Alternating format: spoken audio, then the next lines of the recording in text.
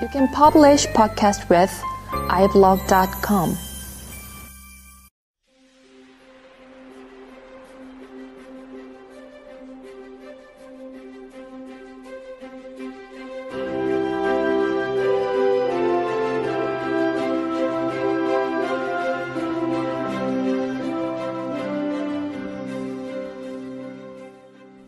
라디오 반민특위 사용 설명서. 하나. 개념 있는 여자들의 센수다 라디오 반민특위와 개념 있는 역사 버라이어티 극장 라디오 반민특위를 격주로 진행합니다. 둘. 자라나는 청소년들과 스마트 시대에 소외되어 있는 어르신들 및 주부님들을 위해 건전한 역사 버라이어티 라디오 드라마를 준비했으니 온갖 방법을 동원해 주변의 스마트 소외 계층에게 들려주세요. 셋. 길면 5년, 죽도록 견디기 힘들 때에는 국민의 수다 코너에 나오셔서 자유롭고 세게 자신의 이야기를 들려주세요. 넷. 라디오 반민특위는 청취자들의 후원이 있는 한 진행자들이 장금이 아닌 강금이 될 때까지 계속됩니다. 농협 352-0399-131943 강삑분 앞으로 군자금을 보내주세요.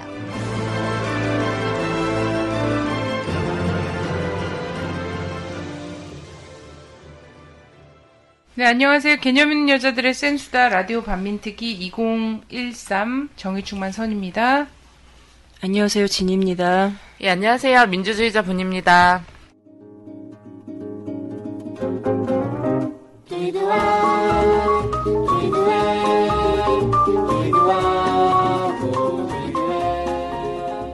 네, 카페 일정 광고 드릴게요. 예, 4월 6일 10시에 역사탐방 또 있어요. 그래서 이번에는 4월 달엔 4.19가 있잖아요. 그래서 4.19 기념묘지로 갑니다. 그래서 10시까지 4.19 묘지 주차장으로 오시면 되고, 함께 점심을 먹고, 덕성여대로 이동해서 우리 박한현 선생님 강연도 1시간 듣고 이런 시간 가질 거니까, 지금도 많은 분들 참여를 해주셨는데요. 예, 더 신청을 많이 해주세요. 네, 4월 13일 토요일 저녁 7시에 일산 지역 번개를 합니다. 그래서 백석동 무대뽀에서 하니까 많은 참석해 주시고요. 4월 27일에는 안양 범계 지역에 번개를 한다고 해요. 그래서 7시 범계역 2번 출구 놀부 부대찌개 철판구이에서 특집 이름 얘기하다가 너무 민망해요. 네, 이렇게 모인다고 하니까 오랜만에 안양이나 일산에서 번개를 하는 것 같아요. 그래서 많이 참석하시면 굉장히 즐거우실 거예요.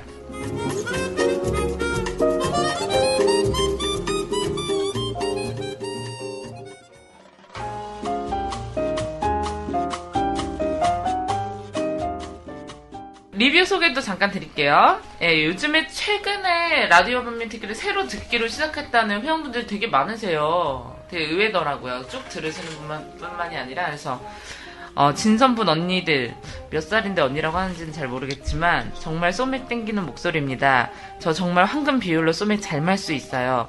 꼭 같이 소맥 먹고 싶어요. 친구들하고 편안한 방송 정말 잘 듣고 있어요. 항상 화이팅. 저희 방송이 편안하신가 봐요.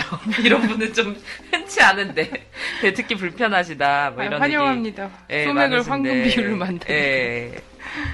그래서 빠른 시일에 군자금 보내겠습니다. 너무 좋은 방송 같아요. 뭐 이런 거 되게 바람직한 거죠.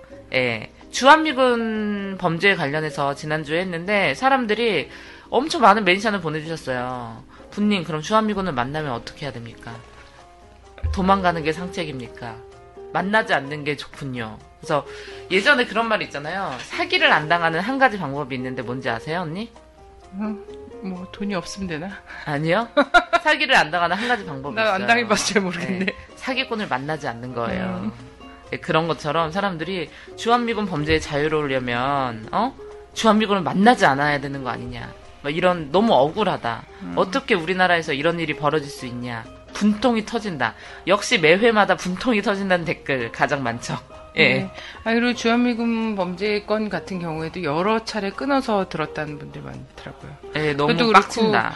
우리 드라마 이번에 그 화순탄광 얘기한 이것 때문에 도저히 무서워서 역사의 진실을 마주하는 게 너무 두렵고 무서워서 못 듣겠다는 분이 있었어요.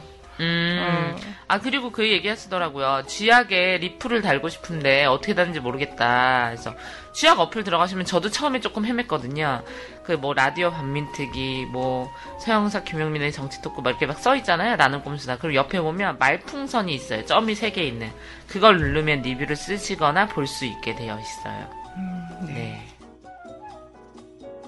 덕성여대에서 이번에 우리 그 박하영 실장님 강연 가는 게 4월 4.19탑 갔다가 네. 가는 게 덕성여대에서 한다는 진보 2013 안에 있는 강연이죠? 네. 그래요. 요 진보 2013에 저희 이제 라디오 반민특위 회원들도 4.19탑 갔다가 같이 하도록 하겠습니다. 4월 5일, 6일, 7일 덕성여대에서 진보 2013 강연을 하는데 굉장히 훌륭하신 분들 많이 나오시더라고요. 그래서 우리 라디오 반민특위 회원들의 영원한 정말 정신적 지주? 정신적 지주? 인기인? 거의 아이돌급이죠. 예, 박한영 선생님 강연도 있으신데 제가 되게 개인적으로 좋아하는 분도 나오세요. 우리사회연구소 각동기 연구원님이라고 그분도 나오시고 오늘 왜 그런 소리를 괜히 하는지 그분도 나오시고 뭐 표창원 교수 예. 그리고 또 누구 나오더라? 이정희 대표님 나오시고 이정희 대표 그 다음에 뭐 하여튼 라디오 윤경환 반민특위 또 라디오 반민특위 출연진들이 또 많이 우주 나오시더라고요. 최강의 전문가이기 때문에 많이 나오죠. 근데 저희는 뺐어요 이번 강연에서. 네. 섭외 안 하더라고요. 작년에 평가가 있었나 봐요. 저한테 전화해서 정봉주 연락처나 물어보고. 자, 4월 5일, 6일, 7일 덕성여자대학교 진보 2013 있습니다.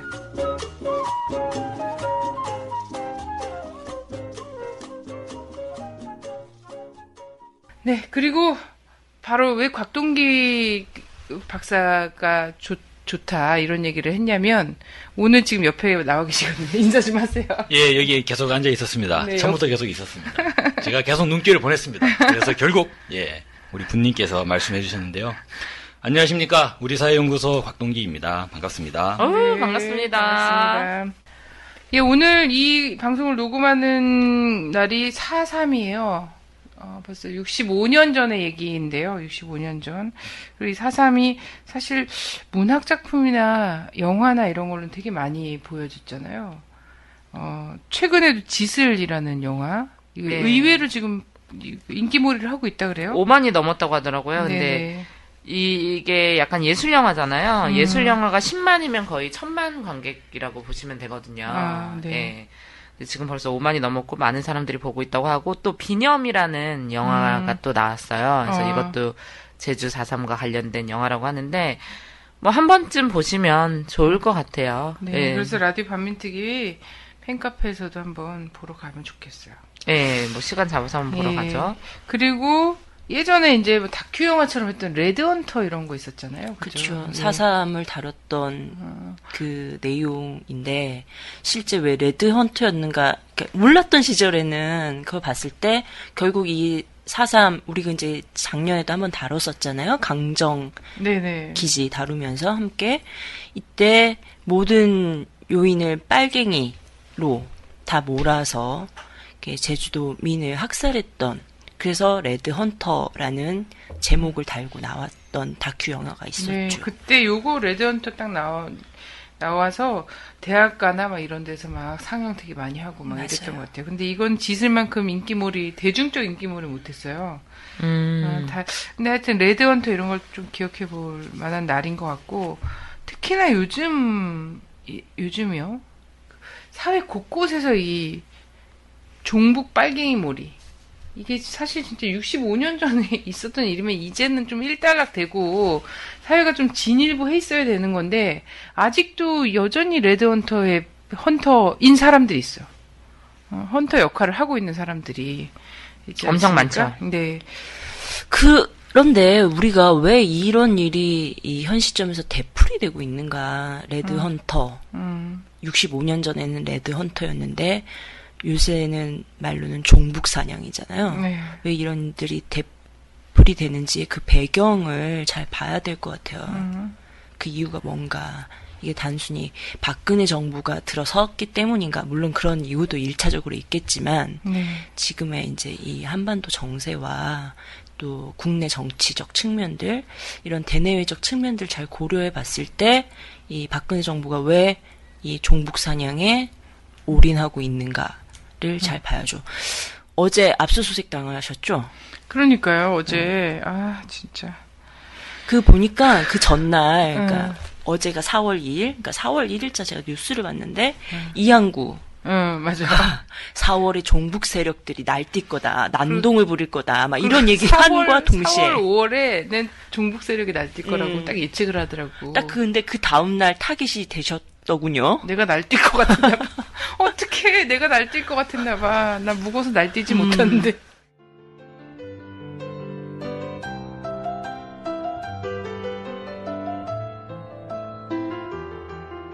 새누리당 충남 보령 서천 출신 김태흠 의원입니다. 북한의 핵도발로 안보위기가 엄중한 현실에서 북한 편들기를 도모하고 있는 통합기무당의 행태를 더 이상 방관할 수 없어 이 자리에 섰습니다.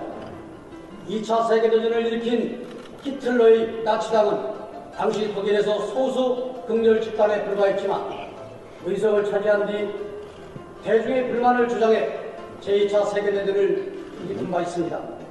원 의원이 이런 우려를 하는 것은 우리 국회 안에 김정은과 북한을 동공연히 조둔하고 있는 세력이 있기 때문입니다. 바로 통합기무당입니다. 이 시간에는 과거 주사파 출신으로 지금은 전향을 하셨습니다. 북한 민주화 네트워크 연구위원으로 계신 이종철 스토리K 대표와 함께 주사파가 무엇인지 또 종북 논란에 관해서 얘기를 나눠보겠습니다. 이 대표께서 생각하시기에 이석기 김재현 의원은 어떻게 좀 바라보고 계십니까? 그분들은 제가 볼 때는 이제 지금도 여전히 주사파 NL 노선에 따라서 이제 한국 사회를 인식하고 운동을 전개하는 사람들이고, 그것을 이제 지금 현재는 정치의 형태를 통해서 실현하려고 하고 있는 이제 사람들이고, 핵심적으로는 이제 여전히 어떤 북한을 추종하는, 더 나아가서는 이제 북한의 지도부를 어떤 이제 혁명의 지도부를 삼고, 혁명 운동을 하는 이제 그런 사람들일 가능성이 대단히 높다, 이렇게 이제. 좌파 입장에서는 낸시랭이라는 카드가 있는 거예요. 변희재를 키워서 했던 그 위에. 그리고 또 낸시랭 씨가 아주 굉장히 좀 영리한 분인데, 선패배 이후로 이제 좌파 진영이 기가 죽어 있는데, 낸시 씨는 기가 안 죽잖아요. 막 계속 당차게 하니까. 여기에 희망을 거는 거죠. 되게 용감한. 네, 여기에 희망을 걸고. 종북의 개념 논쟁이 자꾸 벌어지니까. 종북이 기본적으로 북한을 찬양하고 북한 정권의 지령에 따라서 대한민국 정부를 전복시키는 세력을 가장 협소하게 보는 종북 아닙니까? 저는 종북을 넓게 보는 입장이니까. 그래서 더 넓게 가면은 좀 세상을 잘 모르고 좀 모자라고 이런 분들이 같이 종북과 같이 다니는 경우가 있으니까. 오히려 제가 공정 씨는 종북에서 막 북한 지령받는 그런 사람이 아니라고.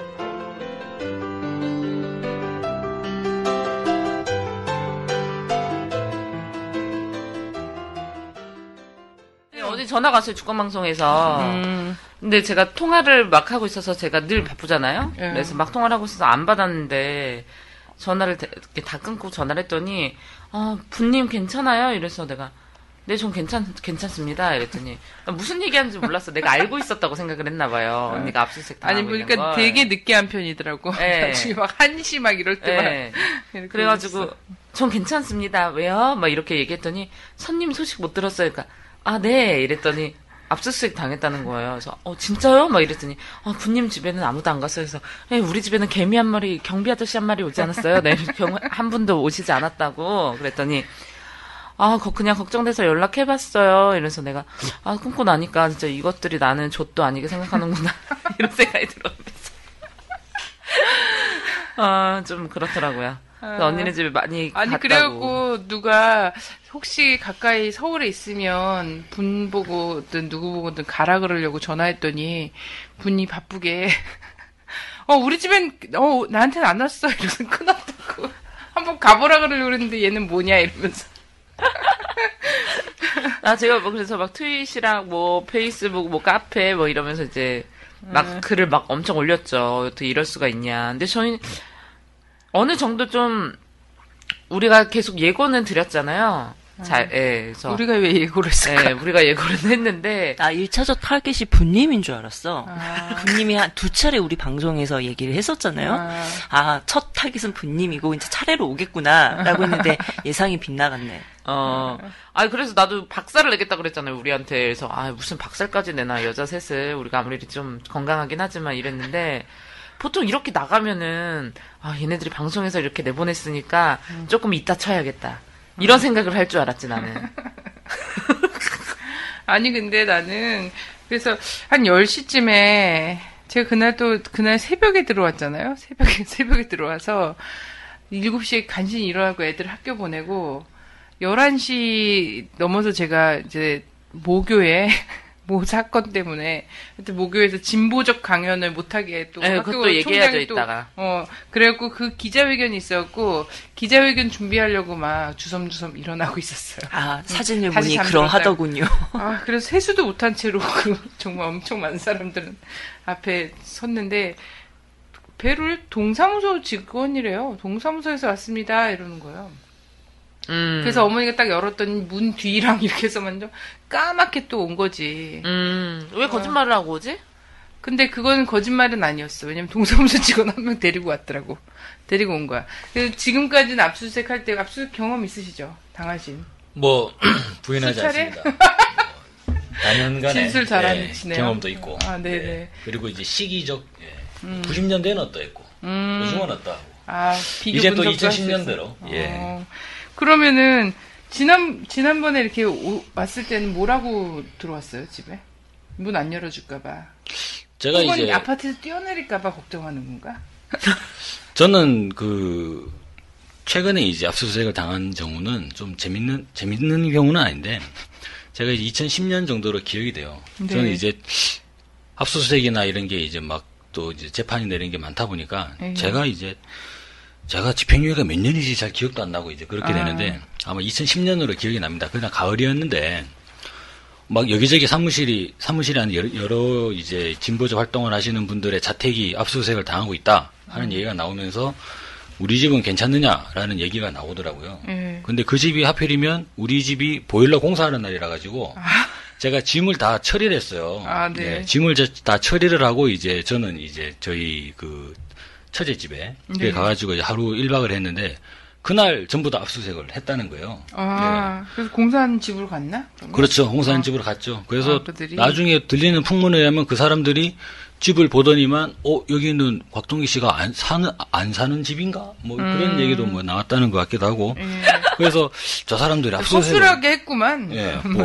생각을 있어 왔는가, 보고 왔는가 이런 생각이 좀 많이 들었습니다. 이거는 부서별로 약간 특성이 있는 것 같아요.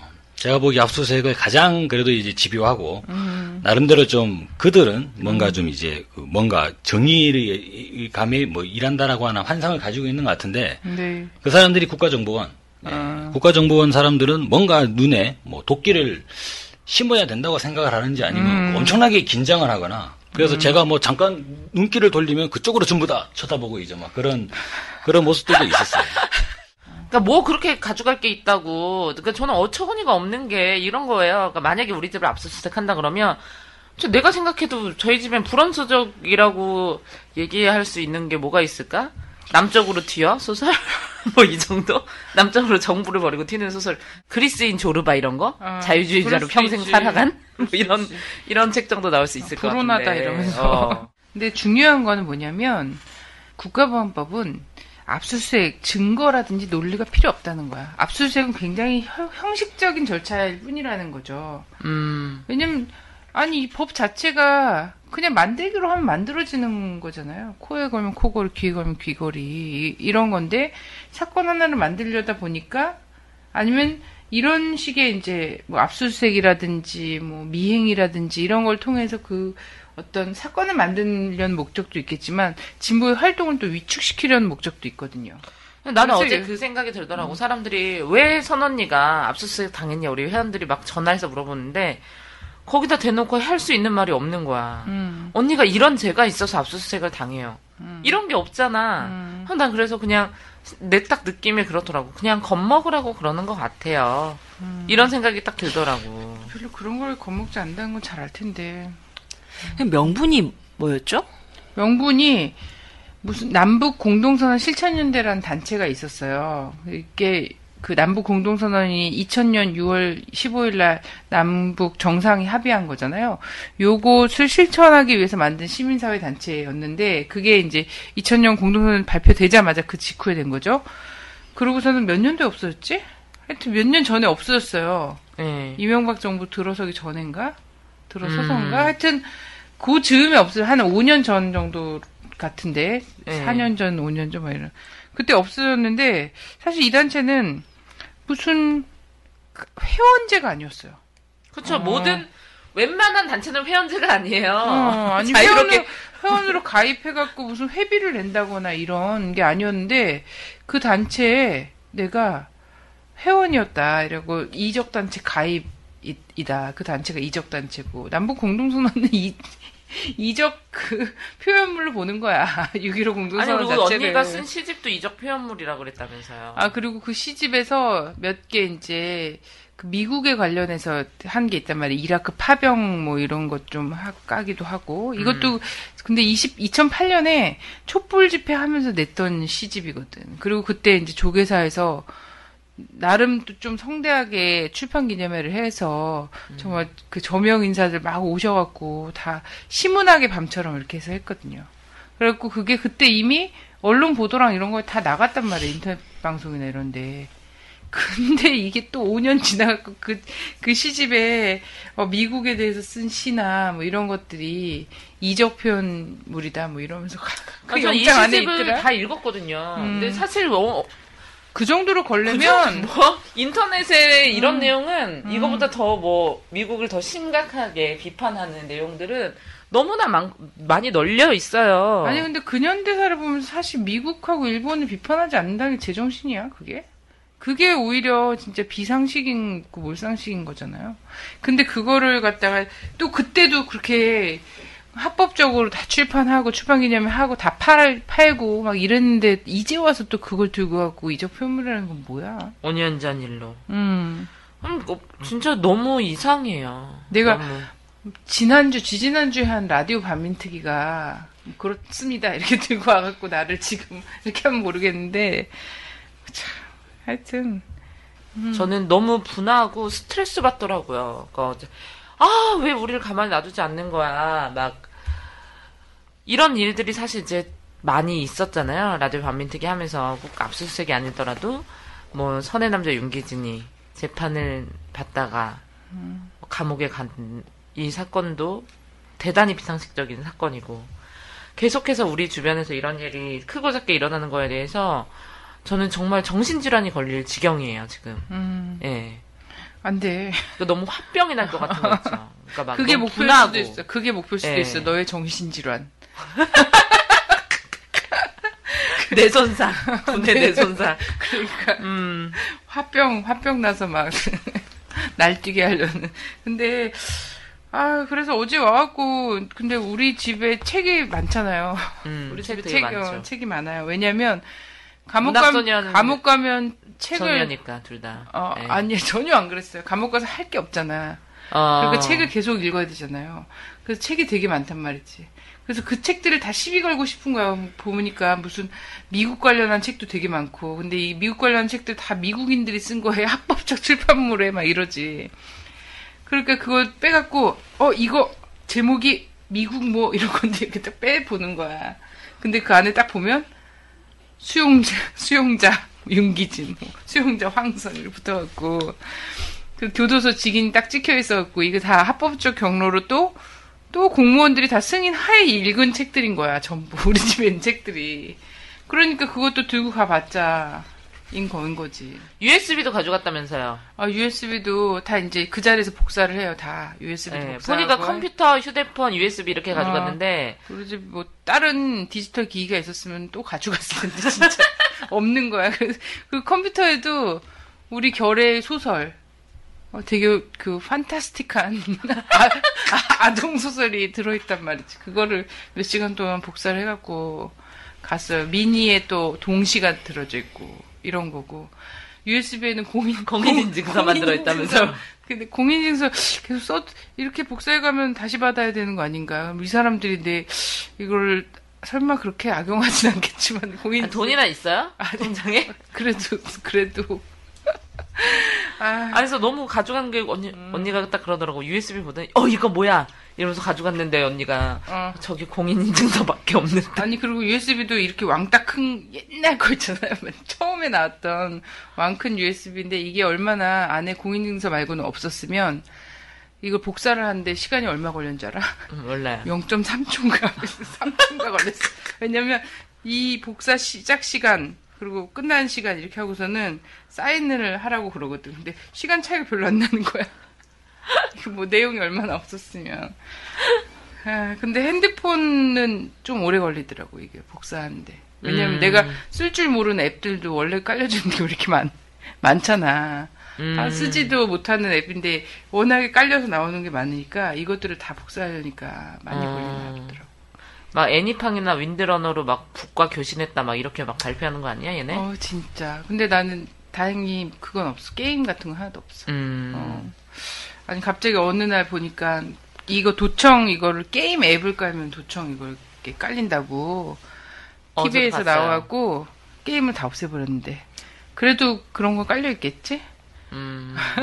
하여튼 그러고 나서 다 갔는데 우리 어머님이 정말 얘네들이 들이닥치 시경 보안 수사관들이 다 이렇게 우르르 들어왔어요. 그리고 밖에서는 보니까는 정복들도 한 20명 세워놨다 그러더라고. 사복들도 한 20명 막 이렇게 됐고. 그리고 나중에 출발할 때 보니까 곳곳에 서 있던 자가용들이 다 따라서 출발하는 걸 보니까 내가 그렇게 위험인자가 아닌데 나를 잡을 이 정도였으면 7년 동안 못 잡는 살인범이라든지 이런 사람도 있잖아. 성폭행범이라든지 이를 못 잡은 사람도 있어. 유괴범 이런 데를 못 잡을 수가 없어. 나한테 달려들어가고 이렇게 하는 정도. 우리 집에 저는 이런 생각이 들고 어머님이 그 사람들 엄청 우셨다면서요. 아니 절대 안 우셨는데 왜냐하면 딱 들어오자마자 내가 우황청심원 이렇게 드렸거든. 근데 빈속에 우황청심원 드시고 속이 너무 안 좋으시더라고. 근데 계속해서 너무 분노해서 얘네들한테 막 뭐라 그런 거예요. 이 사람들한테. 그러면서 우리 기진이 선이 똥도 아깝다. 니네가 만지는 건 똥도 아깝다고. 막 그러면서 어디 인사청문회 이런데 뭐 경찰청장 인사청문회 뭐 검찰총장 인사청문회 하는 거 보라고. 이런 쓰레기들 그런 도둑놈들 다 갖다 앉혀놓고 거기 그 인간들을 잡으러 가라고. 그러면서 어떻게 이 나라 통일하자 그러는 게 막 이러면서 막 뭐라고 하는데 사실 나는 일선 공무원들이 면이 안 쓸 것 같은 거야. 그런 사람들 밑에 있는 게 사실이잖아. 진짜 면이 안 쓰고 이 사람들 뭐라고 한마디 할 수 없는 어머니가 완전 정치연설을 아주 수준 높은 정치연설을 막 하시는 거야. 그러고서는 국회에서 그 근무 시간에 누드 사진이나 쳐보고 있는 그런 인간들이나 잡아내라고 막 이러면서 말씀을 막 하시고 정말 너무 기계가 막 이러셨는데 이 사람들이 다 가고 나니까 앉아서 우시더라고. 저도 엄청 울었어요. 차 안에서 듣고 너무 짜증이 나더라고요. 애들이 없었던 게 천만다행이다. 일단 미니 결례가 없었던 게 천만다행이다. 이런 생각이 들고 좀 이 새끼들 너무하는 거 아닌가 이런 생각이 들고 다 뻔히 예를 들면 뭐 황선의 활동을 대외적으로 모든 게 다 드러나고 있는 이런 상황에서 어차피 나를 걸려면 공개적 합법적으로 한 활동에서 걸 거야. 네, 그리고 그 외 할 거 없고 다 도청하고 이래서 아시겠지만 선언이가 집에 그렇게 자주 들어가는 편도 아니에요. 그리고 또 그 없는 살림에 무슨 압수를 하겠다는 건지 저는 여러 가지로 이해가 안 갔고 어머니도 되게 많이 걱정이 되었는데 정말 리플이나 뭐 이런 저한테 막 엄청 진짜 수백 개가 쏟아졌어요. 맞아요. 압수수색 트위터 관련해서 보니까 어떻게 행동해야 되냐. 좀 이걸 우리 곽동기 박사님께서 좀 얘기를 해주시죠. 이런 일이 생기면 우리를 지지해 주시는 우리 회원분들이 어떤 행동을 하면 되는지, 언니네 집으로 달려가는 게 도움이 되는지, 아니면 뭐 보안과 이과, 시경 보안이과에 항의 전화를 하는 것이 도움이 되는지, 저도 뭘 해야 될지 모르겠더라고요. 예, 여러 가지 압수수색이나 최근에 이제 공안당국의 행동들이 상당히 좀 이성을 상실한 측면으로 막 진행되고 있는 면이 있습니다. 일단 그 사람들의 이 성향을 좀 정의를 좀 내릴 필요가 있는데 이제는 친박을 넘어선 종박이다, 그죠? 예. 종박이잖아요. 왜 종박이냐? 박을 따른다는 거죠.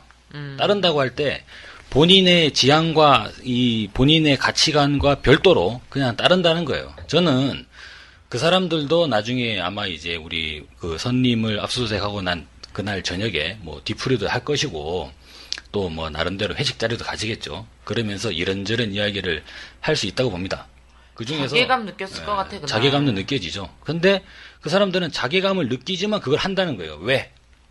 월급이 나오니까.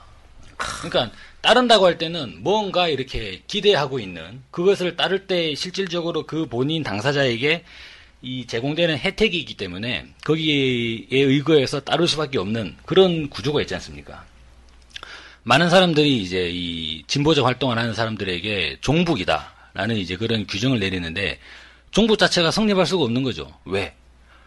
종북을 막 논란에 거기 휩싸인 결과로 어떻게 되냐면 우리 지금 선님 남편 되시는 윤기진 씨도 지금은 옥고를 치르고 계시고 바로 이렇게 압수수색 같은 것처럼 해서 온갖 가정이나 가족이나 상당히 이제 커다란 심리적 고통을 받게 되기 때문에 그런 면에서 봤을 때 박근혜 대통령을 따르는 그죠? 실질적으로 저는 따르는 거죠. 왜냐면은 이제 그 일선 공무원들 입장에서는 명령이 진행되면 그걸 집행을 해야 되지 않습니까? 그런 면에서 그 사람들도 저는 일말의 양심이 있는 이상 마음속에서 상당히 많은 자괴감이 들지 않겠나. 그리고 저는 집에 가서 그 자녀들에게 엄청나게 좀 스트레스를 풀 것 같아요.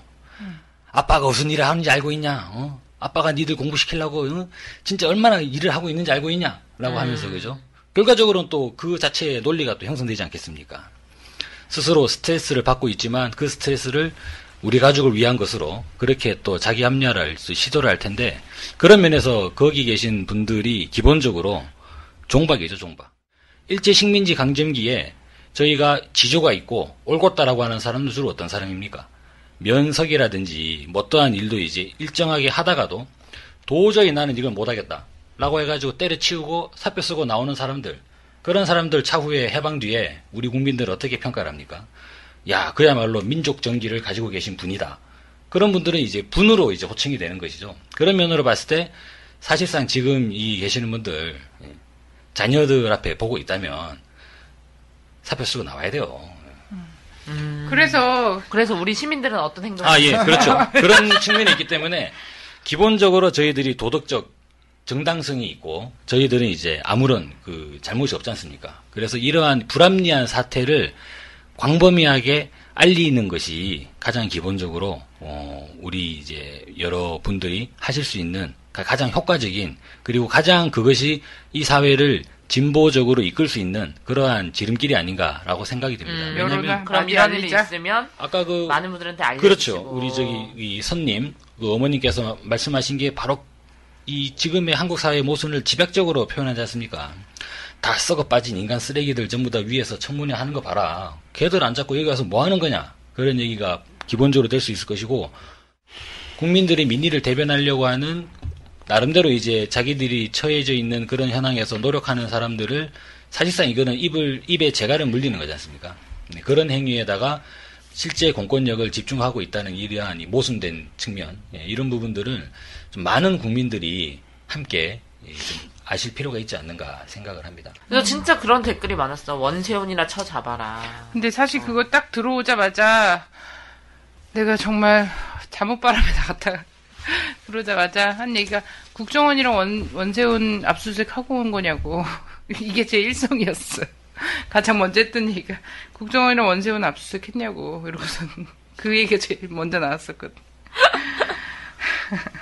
정말 분하다. 정말 저는 언제나 이제 정의 사필귀정이라고 정의가 승리는 꼭 해요 하는데 정말 이분들 이러시면 안 됩니다. 그리고 나는 또 이런 생각도 들더라고. 누가 그랬지? 원세훈이 그 51%가 아닌 48%의 국민들은 다 적으로 간주했잖아요. 그래서 사실 오더를 내린 거잖아. 댓글 여론조사 해라 이러면서 우군으로 만들어야 한다. 이런 얘기를 했다고. 그래, 그 뭐냐면, 국민들 적과 아로 구분하고 있었다는 거잖아요. 그래서, 그러면서, 우린 적이야. 그리고 계속해서 이 국정원이나 국방부나 막 이런 데서 선제 공격을 하겠다고 맨날 얘기하는데, 우리 집을 적지로 보고 선제 공격을. 아니, 어차피 전쟁 국면에 한번 미국 허락 없이 날릴 수 있는 전투기가 하나라도 있는 게 아니고, 막 이런 상황에서, 우리 집에도 선제 공격을 했나? 그러면서 지금, 선제 공격했다고 뿌듯해하고 있을까? 막 이런 생각이 어떻게 뿌듯해할 것 같아요, 저는. 우리 이것들 이렇게 하면 좀 쫄았겠지. 전 그러지 않아요.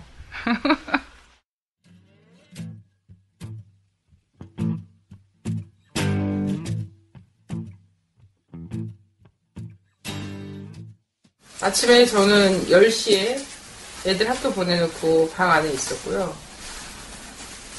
어머님이 벨이 울렸고 동사무소 직원이라고 해서 문을 열었더니 우르르 이렇게 들어왔어요. 그래서 집 안에만 한 10여 명이 넘는 사람이 처음에 왔고 밖에 정복 경찰들도 쫙 세워놨다고 하고 지금 차들도 그렇고 그리고 이제 다 어머니 방이랑 제 방이랑 어머니 방이랑 아이들 방 봤죠. 어머니 방이랑 다 봤어요? 다 가서 보긴 했어요. 근데 워낙에 딱 보면 애들 거잖아요. 네. 막 뒤지거나 이러진 않는데. 그렇죠. 예. 그럼 이제 대표님 방하고 주로 여기. 네네. 응접실하고요. 그에 대해서 진보적인 강사들 모시고선 그 대학생들 강연회 하는 거 있잖아요. 이걸 학교에서 또 불어 통보했다고 해서 제가 또 민주동문회 회장이고 해서 11시 반부터 기자회견이 있었거든요. 거기 가려고 하셨군요. 네. 그래서 애들 학교 보내놓고 좀 누웠다가 이제 일어나서 기자회견 가야겠다 이러면서 막 하고 있는데 온 거죠. 그래서 기자회견은 결국 못 갔어요. 이게 지금 전반 사회가 이런 안 보이기 막 이런 걸 이렇게 하면서 대학가 안에서도 이런 막 이데올로기 공세 되게 비이성적인 거죠. 그래서 대학이 가장 진보적이고 진취적인 건데 그런 데서도 이런 이념 대립이나 이런 구도를 격화시키는 것 같고 도대체 한반도 유사시에 우리 국민들은 어떤 대응을 하면 좋은지에 대한 이런 것들에 대한 대책은 하나도 없고 그런 게 진짜 너무 어이가 없어요. 이런 위기 상황에서 공권력이 가정집이나 뒤지고 있다는 게 진짜 너무 어이가 없고 감옥에서 쓴 편지를 갖고서는 남편을 잡아간 것도 참 어이가 없는데 시집 내고 시 쓰고 인터넷 방송하고 이런 걸 갖고서는 이렇게 탄압을 한다는 게 참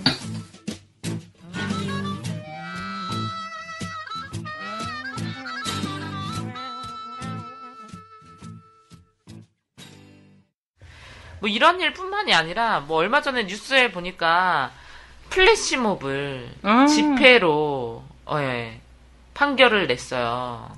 그래서 그것도 정치적인 활동이기 때문에 플래시몹을 집회로 해서 신고를 하고 플래시몹을 하면 그게 왜 플래시몹입니까? 그러니까. 플래시몹이라는 거는 정말 사람들이 모르게 기동적으로 재미있고 발랄하게 이렇게 하는 거잖아요. 순간적 퍼포먼스를 얘기하는 거예요. 도대체 뜻을 아는 거야 마는 거야. 사실 예술 활동이거든요.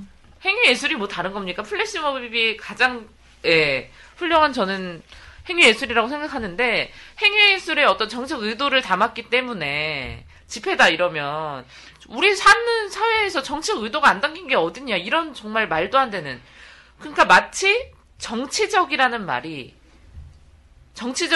들어가면 공정하지 않은 것처럼 이야기를 하는 거예요. 지네는 다 정치적이면서. 그래서 이거랑 딱 연결이 되는데 예술도 사실 행위예술도 정치적이면 안 돼. 정치적 내용이 들어가면 안 되는 거야. 뭘 하려는 거야 도대체. 그럼 하여튼 이 정책 그런 게 들어가면 안 된다는 거에서 가장 첨예하게 지금 붙고 있는 게 뭐냐면 대학 사회가 정치적이면 안 된다라는 의견이 엄청 많은 거예요. 예, 정말 가관이에요. 아니, 정치적이지 않은 일은 또 어디 있습니까? 그러면은 온 국민들이 분홍색 색연필 들고 다니면서 공주나 그려야 되나? 심리적으로? 그래서 최근에 왜 통합진보당 이정희 대표의 강연을 불허한다고 해갖고 이제 한양대가 또 한 차례 그래서 정치적 강연 행사이기 때문에 학교를 내줄 수 없다고 했는데 한양대는 수많은 정치인들이 강연을 했어요. 수많은 정치인들이. 그래, 그럼 그 한양대 출신의 또 정치인들은 또 어떻게 할 것이야? 예. 그곳에서 그런 정치적 수혜를 받으면서 자라나서 지금 어쨌든 당 배지를 달고서는, 국회의원 배지를 달고서는 국회에 진출해 있는 이 한양대 선배들은 뭐가 돼? 그 학교 못 가? 난 하여튼, 그분들도 좀 목소리를 냈어야지 된다고 생각을 하는데, 그리고 전북대에서 또 불허해갖고 길거리 강연하게 됐죠, 전북대 앞에서. 오히려 호황이 됐다는. 그러니까 진짜 전국적으로 오더를 내린 것 같아요. 예, 이런 거 대학생들이 진보적인 행사하지 말게 해라. 근데 이제 이번에는 진짜 분노했던 사건이 저는 저희 모교인 덕성여대에서 진보 2013을 하거든요. 근데 이 행사 자체를 불허했다는 거예요. 근데 진보 2013이 앞에 진보가 붙긴 했지만 그닥 저는 엄청나게 진보적인 행사라고 보여지지도 않았거든요. 왜냐하면 거기 나오시는 분들이 정말 그냥 우리 사회 멘토가 될 수 있는 대학생들에게 그런 분들이고, 이게 집회도 아니고, 여기서 대학생들을 어떤 옛날처럼 막 데모를 하는 것도 아니고, 얘네가 모여서 그냥 진짜 회비 내고, 강연 듣고, 자기네들끼리 술 한잔 먹게 되면 먹는 거고, 안 먹는 거 안 먹는, 이런 행사 아닌가요? 저희가 작년에 여기 강연을 하러 갔었는데, 저희 콘서트 하듯이 강연하고 이런 행사인데 이걸 불허를 했단 말이에요, 학교에서. 너무 화가 나더라고요. 아니, 내 모교에서 이런 말도 안 되는 파렴치한 이런 개백정 같은 일이 벌어지다니. 대학에서. 그렇죠. 다른 학교도 아니고. 덕성여대에서.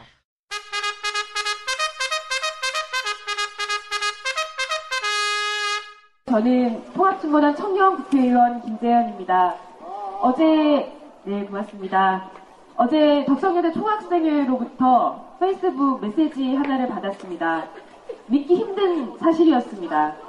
다른 것도 아니고 서울 덕성여대가 진보 2013이라고 하는 학생들의 행사를 학칙을 이유로 불허했다는 사실은 지금까지 제가 알고 있던 덕성여대의 모습이 아니었습니다. 왜 갑자기 작년까지는 멀쩡하게 진행되던 행사를 학교 측이 불허했을까? 많은 생각이 떠올랐습니다. 두 가지가 머리를 스쳤습니다. 일단 첫 번째는 지금까지는 문제가 되지 않던 학칙에 이제 와서 문제가 된다는 사실, 작년과 다른 올해의 상황에 대한 것 하나입니다. 바로 박근혜 정권이 들어섰기 때문입니다. 제가 국회에서 여러 장관 후보자들의 인사청문회를 지켜보고 또 진행을 하면서 장관 후보자들 중에서 5.16 군사 쿠데타를 쿠데타다라고 자신있게 말할 수 있는 사람이 거의 없었던 상황을 보았습니다. 그들이 왜 그랬겠습니까? 교과서에도 나와 있는 쿠데타를 쿠데타로 말할 수 없는 것은 박근혜 정권의 그 알량한 줄대기 때문이 아니었겠습니까? 불행하게도 지금 덕성여대 대학 본부가 당국이 보이고 있는 이 행태가 그런 장관 후보자들의 모습을 닮은 것이 아니기를 바랍니다. 정당 정치활동을 금지하는 학칙은 수십 년이 된 이미 한국 사회 이 민주화의 과정에서 다락빠진 사문화된 조항입니다. 75년도 유신 독재 시절에 학생들을 탄압하기 위해서 만들었었던 학도호국단 시절 만들었던 그 학칙 그대로 지금도 정치활동, 정당 가입의 자유가 금지되어 있다는 것은 이 학생 누구도 믿을 수가 없습니다. 불과 몇 달 전까지만 해도 대통령 선거에서 더 많은 학생들이 투표에 참여하게 하기 위해서 많은 학교들에서 부재자 투표소를 설치하고 대학생들의 투표 참여를 독려하지 않았습니까? 어제는 투표를 하라고 하고 오늘은 정치에 관심도 갖지 말라고 하는 것은 얼마나 이율배반적입니까? 그것이 박근혜 정부가 취임하고 난 후에 각 대학들에서 정치활동이 금지되는 모습으로 이어진 이 변화의 모습으로 우리에게 다가온다면 우리는 박근혜 정부 하에서 각 대학들이 민주주의가 성장되는 것을 가로막는 것에 정부의 입김이 작용하고 있거나 아니면 대학 본부들이 알아서 기고 있다고밖에 생각할 수가 없습니다. 부디 그런 우려가 사실이 아니었음을 학교 당국이 명백히 밝혀줄 것을 요구합니다. 학생들 중에 뭐 총학생회라든지 뭐 이런 거를 가지고 있는 정말 학생 자치 조직이 다 무너졌어요. 그러니까 정말 멋모르는 이런 우리 트위터에서 우리 진보적인 시민들도 이런 상황을 잘 모르세요. 그러니까 옛날 같다고 생각하고 요즘 대학생들 개념 없다 뭐 이렇게 얘기하시는데 정말 이 대학생들은 엄청 탄압을 많이 받았거든요. 그래서 지금 굉장히 힘들어요. 학생들도 많이 없고. 그래서 그나마 덕선이도 얼마나 진짜 서울의 교통에 정말 예, 요지죠. 후미진 곳이죠. 네, 후미진 곳. 서울이라고 인지하지 못하는 사람 되게 많은 산골에 있는 노루가 얼마 전에는 노루가 나왔던 적도 있는 그런 학교인데 그런 학교에서 행사를 할 때는 다른 학교에서 못했기 때문에 덕성여대에서 그나마 한 거거든요. 할 데가 없는 거예요. 네, 지금 이런 행사를 다 막으니까. 그러니까 진짜 덕성 애들이 그 여학생임에도 불구하고 정말 힘들게 막 싸우면서 막 이런 행사도 하고 하는데 이런 학교에서 또 그걸 막는다는 거예요. 그래서 또 우리 또 덕성여대 선배들이 엄청 독해요. 독하고 그래서 이제 다른 학교는 이제 뭐 이런 거 했을 때 선배들이 그냥 이렇게 좀 열심히 같이 싸워줬어야 되는데 또 덕성 선배들이 또 붙어가지고 막 난리가 났죠. 이건 말이 안 된다. 그래서 막 총장실에 전화하고 막 그래가지고 제가 또 트위터에 학교 번호를 남기면서 했더니 사람들이 너무 화가 난 거예요. 대학에서 이럴 순 없다. 전화를 어마어마하게 하신 거예요. 그래서 병원에 입원하신 분이 계셨는데 병원에서 입원한 채로 덕선여대에 전화를 하신 거예요. 그래서 전화를 해서 지금 바꿔라. 담당자를 바꿔라. 나 지금 여기 병원인데 병원에 내가 입원해 있는데 내가 퇴원하고 그 행사 갈 거다. 내가 가려는 행사 왜 막냐. 그래서 뭐 정치적이기 때문에 뭐 할 수 없고 막 이런 학칙에 의해서 할 수 없다 해서는 막 그런 얘기 하신 거예요. 그래서 아니 거기 덕선여대에서 이명박 오세훈도 강연하지 않았냐. 이명박 오세훈은 그럼 정치적이지 않은 거냐. 맞지 않습니까? 이건 명백한 탄압이죠. 아니 그래서 저는 정치적이어서 안 된다는 말처럼 정치적인 말이 없다. 이렇게 보여지는 거예요. 이거야말로 한쪽으로 기울어진 기준과 잣대를 가지고 하는 거고 이 진보 2013 같은 경우는 딱 들으면 알겠지만 진보 2012를 거쳐서 오지 않았겠습니까? 진보 2010, 진보 2011, 진보 2012, 진보 2013 이렇게 해마다 대학생들이 어디 대학사회 안에서 정말 그냥 학과 공부나 하고 있고 스펙 쌓기 하려고 토익, 토플 공부나 하고 있는 이런 와중에 우리 사회에 대해서 고민해 볼 수 있는 이런 것들을 본인들이 만들어서 한번 초청을 해서 듣는 강좌예요. 이거는 진짜 대학생들의 특권이에요.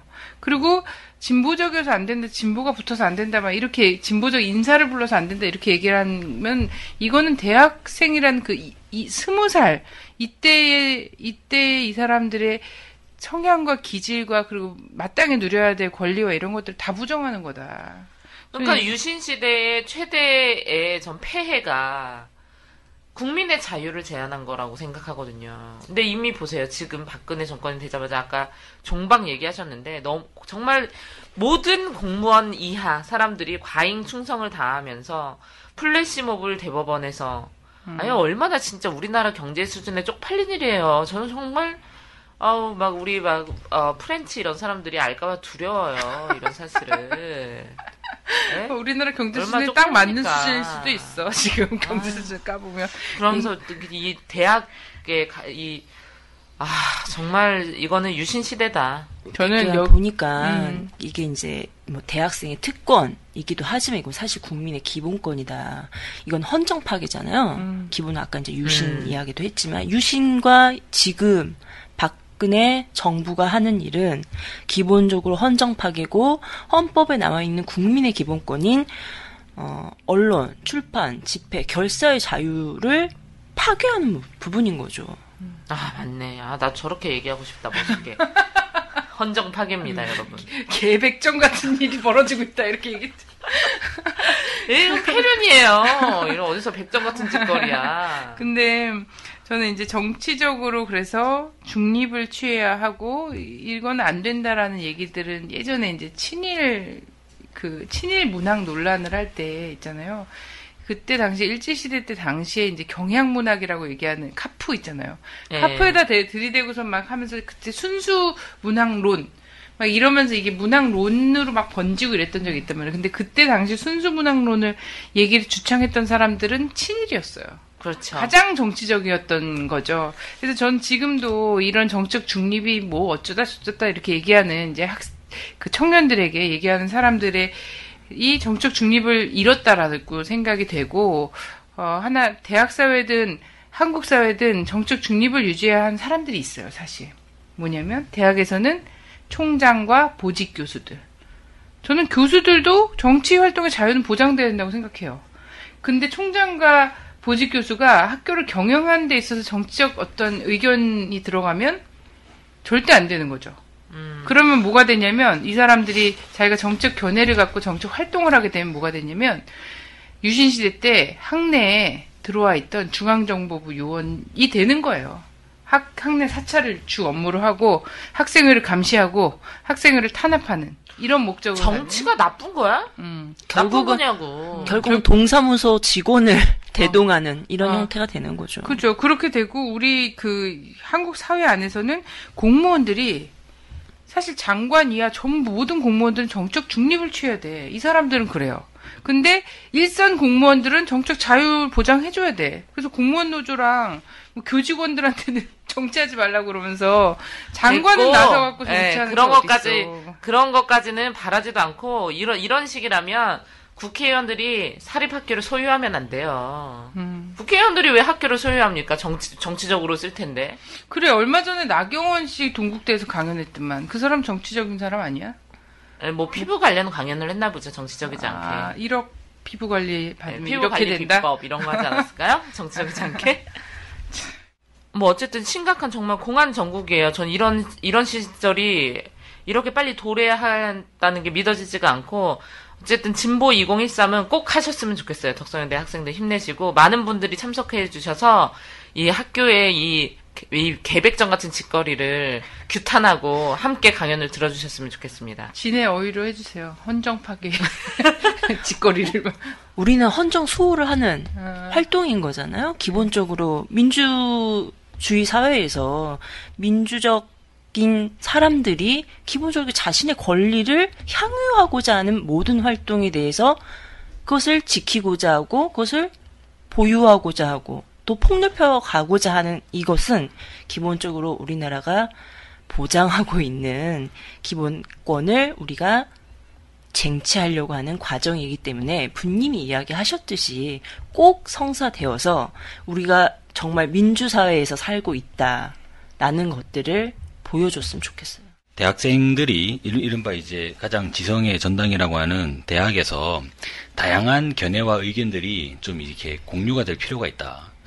당장에 이 박근혜 정부만 하더라도 뭐 창조 경제 이런 얘기를 하고 미래 창조 과학부 그 사람들 창조를 되게 좋아해요. 근데 이제 이 창조를 하려면 뭐가 뒷받침이 돼야겠습니까?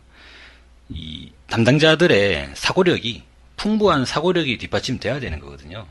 사고력이 뒷받침되기 위해서는 기본적으로 생각과 사고의 저변이 넓어져야 되기 때문에 다양한 의견들과 그리고 이제 다양한 분석들이 가감없이 이렇게 좀 통용될 수 있는 그런 최소한의 조치가 마련이 돼야지 뭐 창조를 하든 말든지 뭐 결론을 내지 않겠습니까?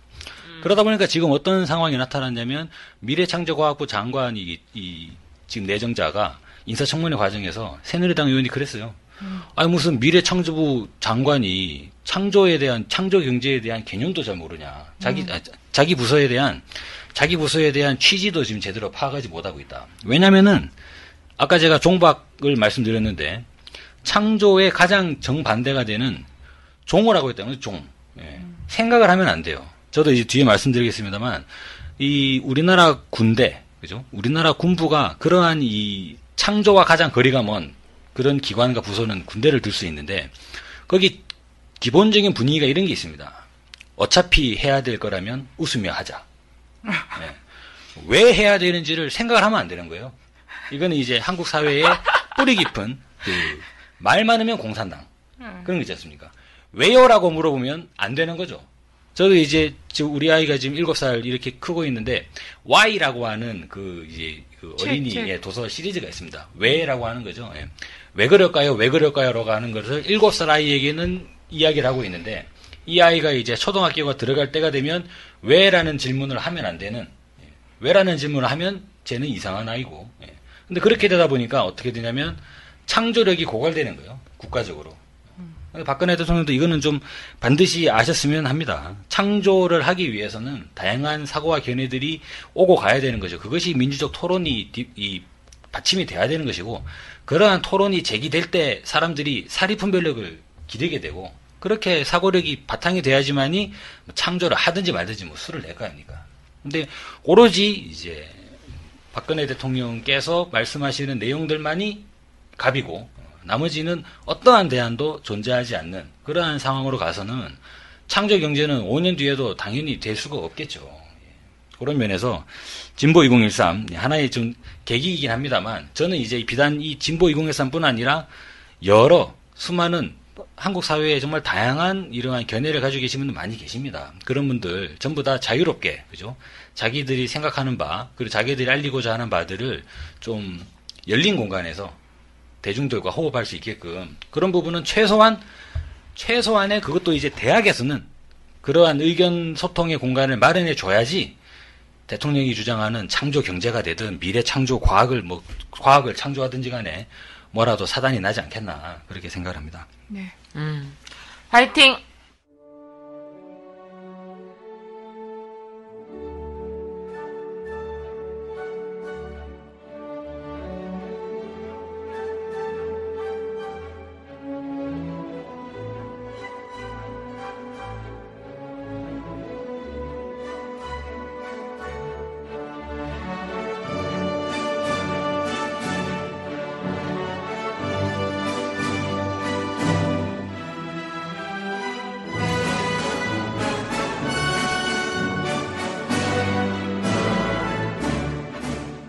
개념 있는 여자들의 센 수다. 라디오 반민특위.